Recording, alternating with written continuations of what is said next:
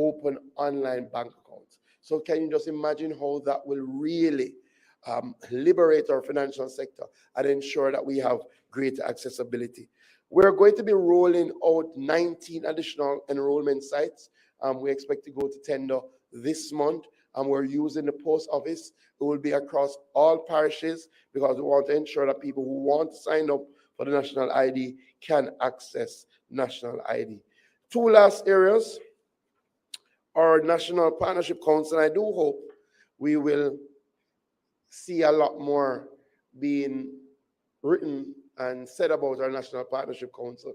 You know, it's one of the areas that we get to treat with some of the most challenging problems that Jamaica has in an inclusive way. Our National Partnership Council has the opposition, it has the private sector, the church, women, youth, civil society, all around the table. And we did change the structure, so we now have quarterly meetings with the Prime Minister. It's chaired by the Prime Minister, and we do have monthly coordinating committee meetings. And what happens there is some of the big issues. So, for example, when we had the pollution incident in the Rio Cobre, that came to the National Partnership Council. Our civil society groups asked that the minister come and report to them what was happening and how would the government take steps to ensure that, for example, the fisher folk who were injured in terms of loss of business, that they would get compensation. And we had very frank, robust discussions with Minister Matissa Mood at the time. And as we all know now, everything that was advocated for in that meeting came to fruition, and the fisher folks got their compensation and the bond was used, things of that nature. So the National Partnership Council really does play a pivotal role in treating with some of these challenging issues. I'll give you one more example.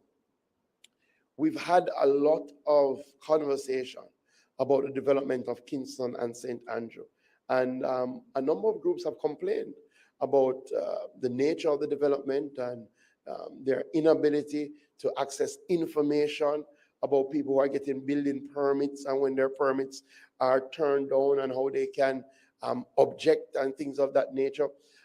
So we had a meeting of the Partnership Council. We had the KSAC, we had NEPA, we had the NWA, and again, all the groups were able to ask their questions. And the Prime Minister did give some directives. And already coming out of that meeting, the KSAC has now revamped their website so that wherever you are in Kingston and St. Andrew, you can just type in your community name and you can see who has applied for developmental permission, what they plan to build, what stage of the permission process they are, or if they've been turned down. And you can also use that channel to communicate if you have issues. And again, this is how we move from conversation to action.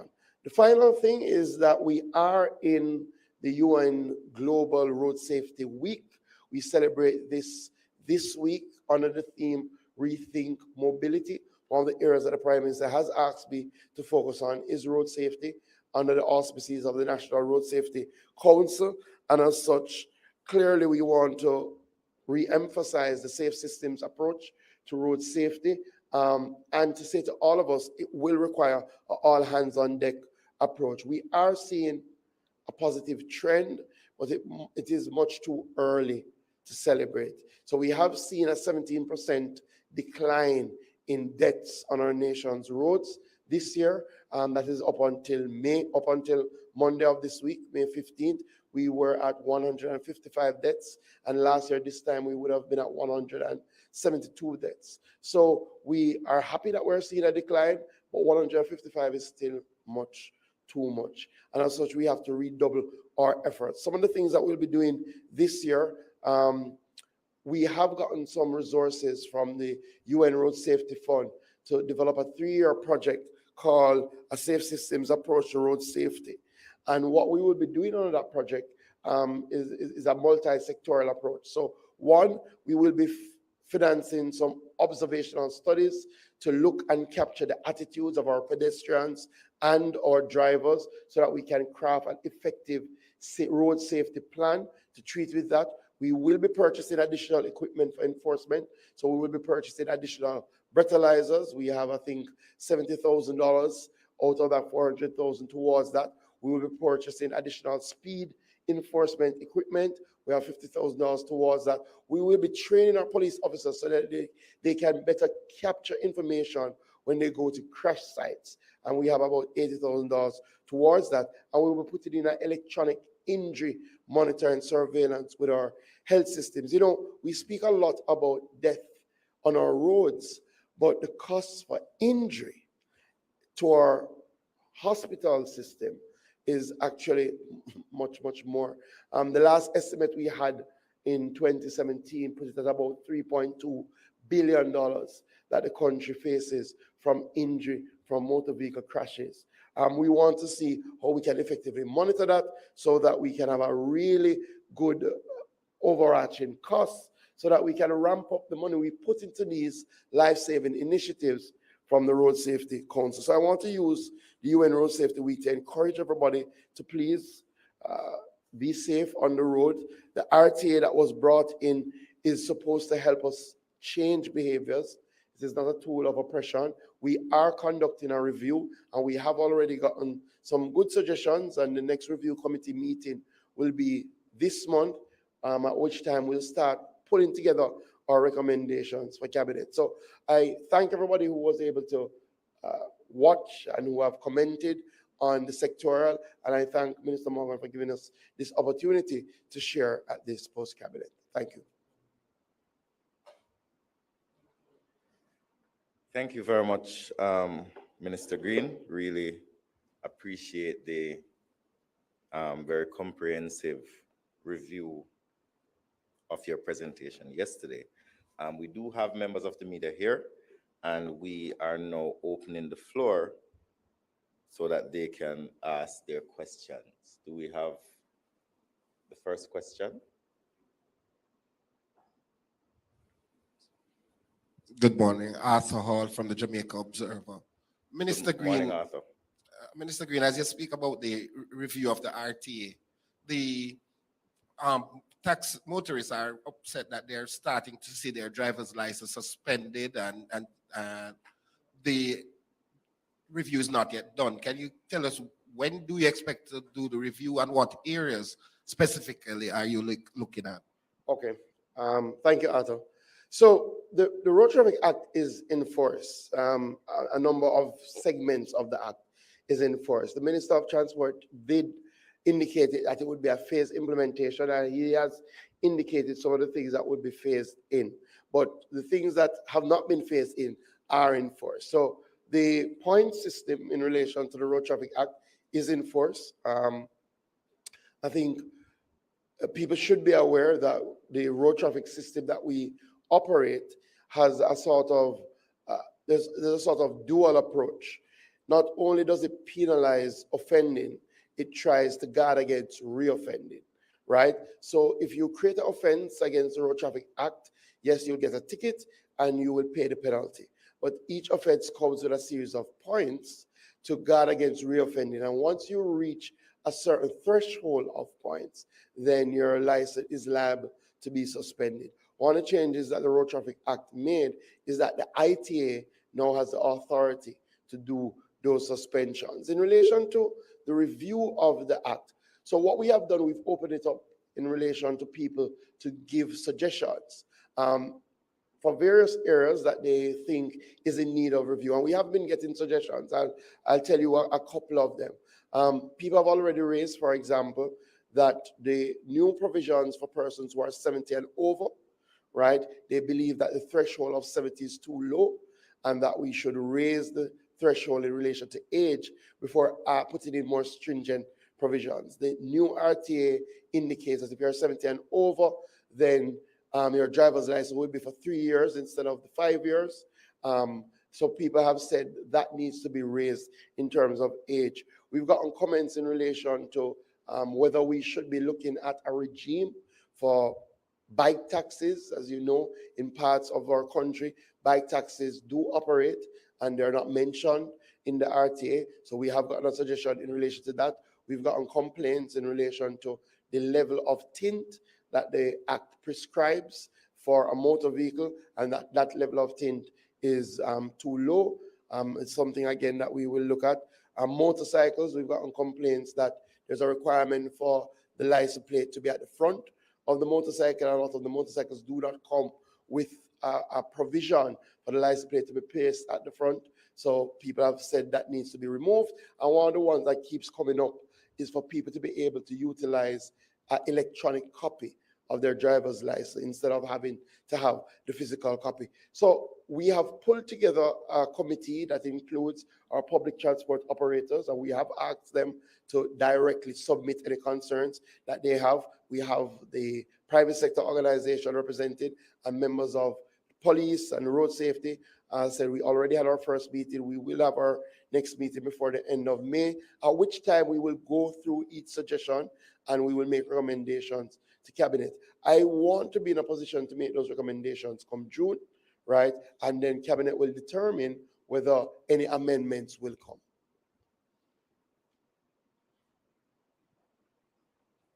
Thank you, Minister Green. Do we have another question? So Shauna Small from the Jamaica Gleaner. I have a question for Minister Morgan. Well, two questions, actually. Minister, how does the government justify the over 20% increase in salaries for the political directorate? And 20%? Yes. And is the government concerned that this level of increase will affect the morale of other public sector workers? Thank you very much.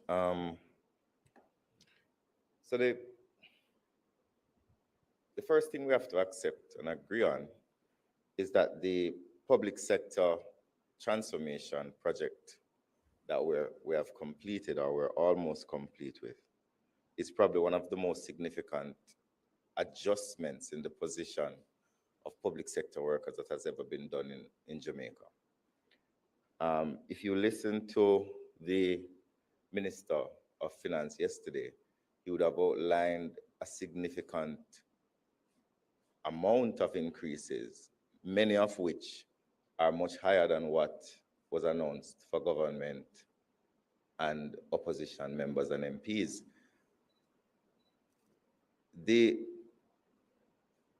Our belief is we're not celebrating an increase. The increase comes as part of a public sector transformation process.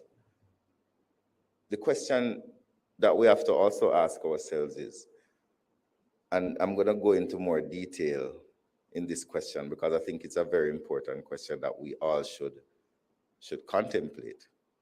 Where should, on the scale, members of parliament be? So the structure that was outlined many decades ago said that ministers of cabinet should be $53 above permanent secretaries. Permanent secretaries got a significant increase, which reached a particular level. We did not interfere with the structure that was operating for the last 20-odd years. So it's not a case where the government got up and said, okay, we're going to just give the ministers a massive increase. It is an increase that is predicated on the formula that has been accepted and used for the last 20-odd years in government.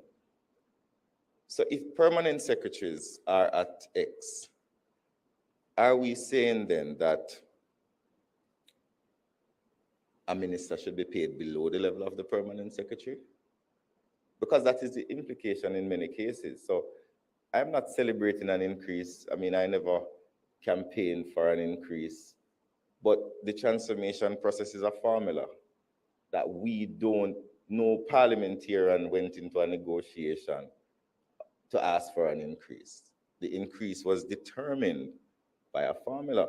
Now, the question that we need to ask ourselves is, if it is that you don't believe that parliamentarians and cabinet ministers should be almost on par with permanent secretaries, where the permanent secretary is in charge of the execution of government policy and the minister is almost a little bit above, almost parallel, is in charge of determining policy, should the policy maker be paid below the person who is executing the policy? Because that is the question that I think is missing from the conversation. So I do appreciate persons in the public raising significant questions, and those questions are appropriate. But I think where we need to move from is asking ourselves the question, if not this, then where should you put them? Should we, and I'm going to go even deeper into the conversation. So if you look at the salary scales for, let's start with doctors. So there is a saying that it's 200% above, and nobody else has received such an increase. HPC MO3, the existing salary for that medical doctor is $3 million.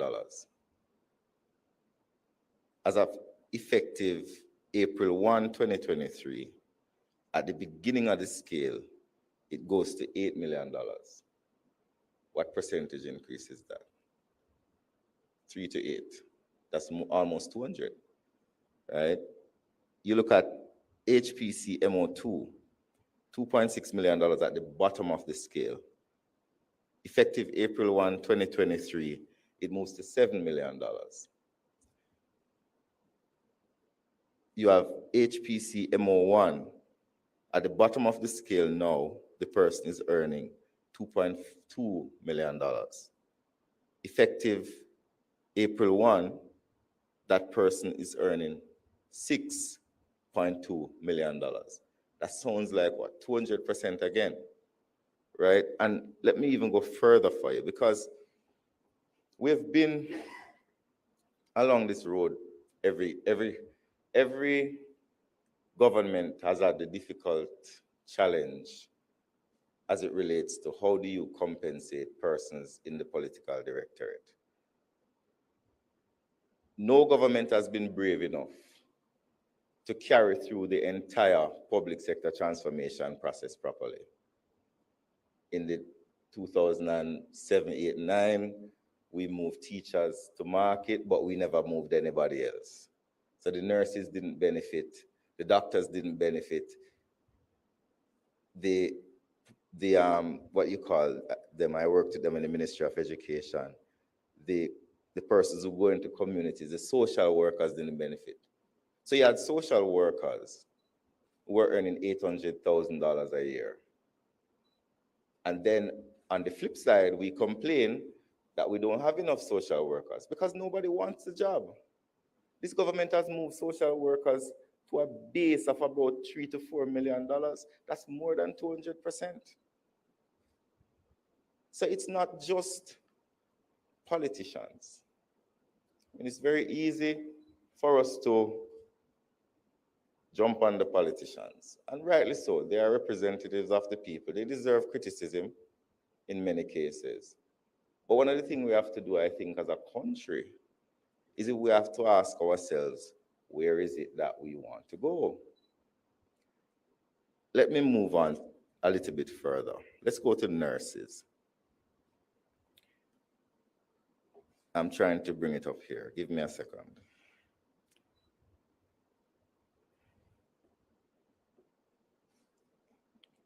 Let's not go to nurses yet. It's not coming up. Let's go to teachers, which is persons are saying that the government has done bad by teachers. And it's important that we listen, because when I woke up this morning and I was reading social media, somebody said that teachers only got a 20% increase. Let me read something for you. Principal, Class A, tertiary level. Currently, that person would be getting $4 million, 300,000. That person, as of April 1, 2022, began getting $9.6 million. That's over 100% increase.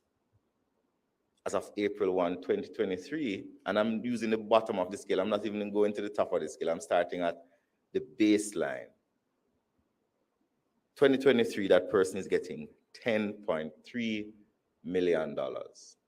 That's over 150% increase, I believe. Principal class B, $3.7 million currently. As of April 1, 2022, that person moved from $3.7 million to $9.6 million. That's almost a 200% increase. And in 2024, that person is going to move to $11.1 million. So 3.7 to at the end of the process, 11. Minister, answer the question. Dollars. And stop beat around the bush. Let's look at senior teacher. The current payment for a senior lecturer at a tertiary level is $2.468 million. Effective April 1, 2022, that person moves to 4.2, almost 100% increase. As of April 1, 2023, that person moves to $4.5 million. And by 2024, that person would be $4.8 million. Now, there's a reason why I'm not sure persons are going to say you're only focusing on principals. Let us go to the primary level. Let's go down to the general trained graduate. Currently, a trained graduate earns $1.3 million. With effect from April 1, 2022, that salary moves from $1.3 million to $2.5 million. That's over 100% increase. But we listen to the radio and we hear we only gave teachers 20%. Is my math correct? Because one of the things that we have a responsibility to do, and I have a responsibility as a Minister of Information, is I have to, anything I say in this meeting, in this room, can be vetted and assessed by the journalists here. So I do not have the luxury of being dishonest in anything I say. And while the truth might be uncomfortable to some persons who may be listening because they want to say that we only gave 20%. When I'm reading here, numerous cases at all levels of government where people got 100% increase, 200% increase, some even got 250% increase. So let me continue because I'm spending the time because I think it is important. Graduate pre-trained. When there's a bunch of teeth. $1,043,000. Effective April 1, 2022, $1.9 million. That's over 80% increase, I think. Effect from April 1, 2023, $2.084 million. That's 100% increase. Let us move on to trained teacher diploma. Existing, April 1, 2022. Existing actually is $1,043,000, which is $1,043,000. With effect from April 1, 2022, that jumped to $1.984 million. With effect from April 1, 2023, it jumped to $2.084 million. With effect from April 1, 2024, it will jump to $2.45 million. So moving from $1,043,000 to at the end of the process to $2.245 million. That's over 100% increase. Pre-trained teacher. You know how much a pre-trained teacher was earning? $699,000. With effect from April 1, 2022, a pre-trained teacher is earning $1.272 million. 2 6 is 12. So that would make it a 100% increase, right, Mr. Hall? So, and I'm gonna, I wish I want to go on and on and on and on, because I think we have a lot of time this morning to go into this issue. Let us go to the legal officers in government, because the challenge is, nobody wants to talk about how much they're earning. Nobody wants to. But it's very important that the public knows, because this is tax dollars. People need to know how much the politician is earning. They need to know how much the minister is earning. They need to know how much the judge is earning. They need to know how much the clerk, the gardener, who was earning 17,000, well, it was less than that. They were earning almost minimum wage before this transformation. Is now almost earning double what they were earning before. The office attendant salary has doubled. But let me go back to the list. Legal officer, these are the people who work in the various government agencies and ministries, who look at the documents, write the briefs, give advice as to what is happening, to assess laws, to assist ministries in being legally sound. Legal officer 6, the current salary, and when I say current, I mean the one before the activation of the salary adjustment, $4.9 million. With effect from April 1, 2022, that moved from 4.9 to $8.9 million. That's a 100% increase. By April 1, 2024, it will move to $11.4 million. So they're moving from $4.9 million to $11.4 million. Let's go to the lowest legal officer in government. Legal officer 1, existing, $1.976 million. With effect from April 1, 2022, their salary moved to $3.332 million. As at April 1, 2023, it moved to $3.7 million. As at April 1, 2024, it moves to $4.2 million. And I am not giving you this information to diminish the concerns of the public. And I want to make it very clear.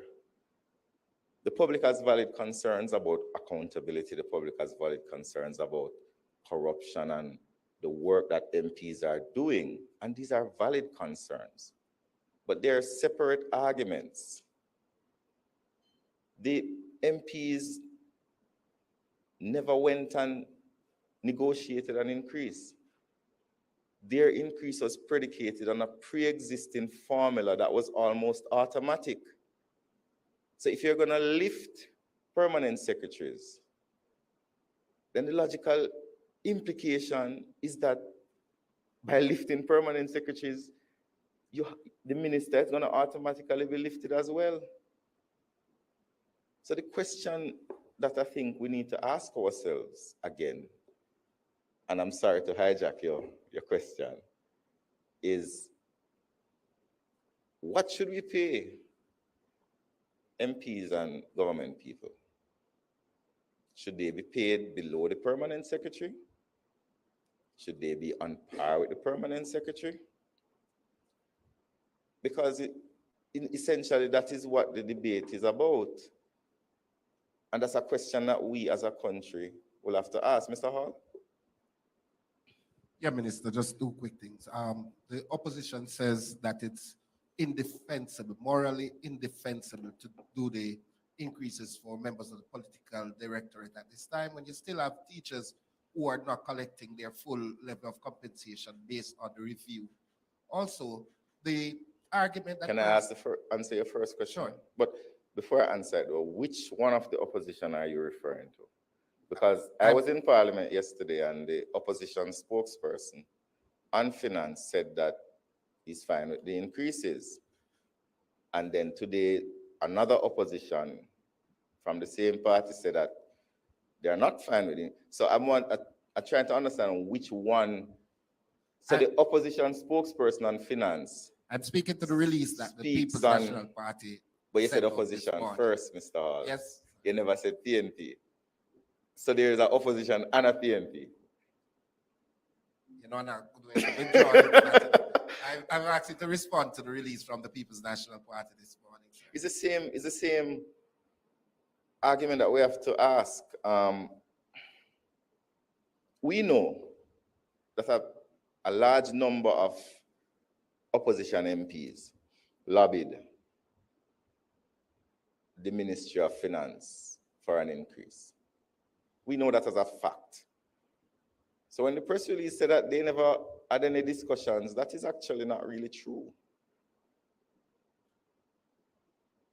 And there's a reason why Julian Robinson said what he said yesterday. Because there was significant feelings among the opposition benches that they needed an increase, and there was anticipation as to what the increase is and when the increase would come into play. So the issue with the opposition deciding which is their real position is something that they're going to have to make a decision on. I cannot comment on that from this platform. What I will say, though,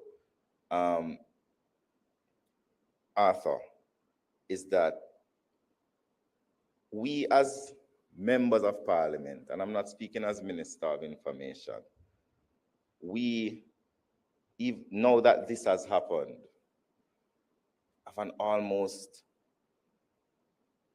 mandatory obligation to demonstrate to the people of Jamaica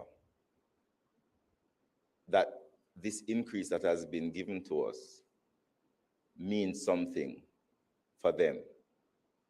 It means, and I want you to allow me, Arthur. I don't know if your hand is getting tired. I'm going to answer the second question. It means that MPs have to, if they're doing 100% before, they now have to go to 150%. It means that ministers have to step up their game if they weren't stepping it up. And Prime Minister had a conversation with us because I think he recognizes as well the position that we have been placed, not by our own actions, but by the public sector transformation process has essentially placed us in this position where I'm here this morning trying to justify to you something that none of us really even knew. I never knew this was going to happen and the level at which it was. I'm sure most of us didn't even know that how this would manifest itself. Prime Minister was very clear to us yesterday that the dynamics of our engagement as ministers and MPs has changed. The Minister of Finance yesterday spoke about that this is not an increase for the present, it's an increase for the future. Lee Kuan Yew, when he was running Singapore, said that he's going to pay his government people well so that they have zero excuse to either not do their jobs or to be corrupt. And I think we as government, opposition, executive, the excuse of not being paid well is off the table. What needs to happen now, and the Prime Minister was very clear about it, is that MPs and ministers, and I think on both sides of the aisle,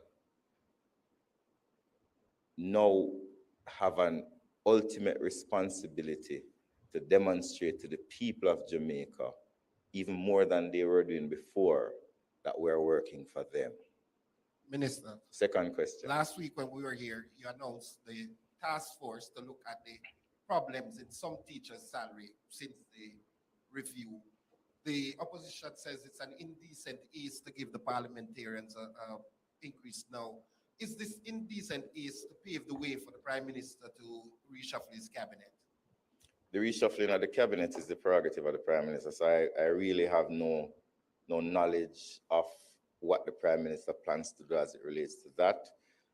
As it relates to the teachers, I mean, I speak to my teachers in my constituency. A lot of them are happy with the increases that they have got. A lot of them have gotten some significant increases, but there's still a few. So we have essentially adjusted 90-odd%, almost 99% of the public sector through this process at varying levels, stretching from 300% increase to 20, 30, 40% increase. Most of this process has happened almost seamlessly. We have not had issues with the adjustments for the police, the nurses and the doctors. We have not had issues, but we have had some issues with the education system and the whole system of payment. And I think I want to allow me to go a little bit deeper because I was there and I think Floyd was there as well. A big part of the reason why we need to implement MyHR Plus in the Ministry of Education is because of this type of problem. So you don't have bursa paid nurses or bursa paid police versus centrally paid nurses and centrally paid police. So there's a kind of dual system in the education sector where one set of schools are bursa paid, the other set of schools are central government paid, which causes significant challenges within the system in terms of reconciliation and so on. There's also an issue as it relates to the relationship between the regions and central government and the Ministry of Finance, and having so many different steps that you have to complete to pay a teacher raises issues. And I think part of the reason why Minister Williams has set up this task force is recognizing that though there may not be many teachers or a majority of teachers who are facing this salary issue, even if one teacher does not feel comfortable or does not understand the fairness of their adjustment, it is a cause for concern. And in talking to the minister, in talking to the Minister of Finance as well, they have told me of their strong commitment to ensure that these issues are resolved very quickly. And it's very easy for us, Arthur, to focus on anomalies within the transformation. But remember that this process included over almost 200,000 people, contract workers in some cases, central government workers in other cases, over 22,000 teachers, over 11,000 police officers. So you are going to have some challenges, and the obligation of the government is to work with the teachers, work with the JTA, work with the regions, work with the principals to try and resolve these challenges. Do we have another question? All right. Ladies and gentlemen, thank you very much for being here this morning. And it is a very important day, I believe. And I ask that you remain safe and have a prosperous rest of the day. Thanks also to members of the team from the Office of the Prime Minister, GIS, and those who are listening and watching online. Stay tuned next week, Wednesday, 8 o'clock, for another post-cabinet press briefing. Thank you very much.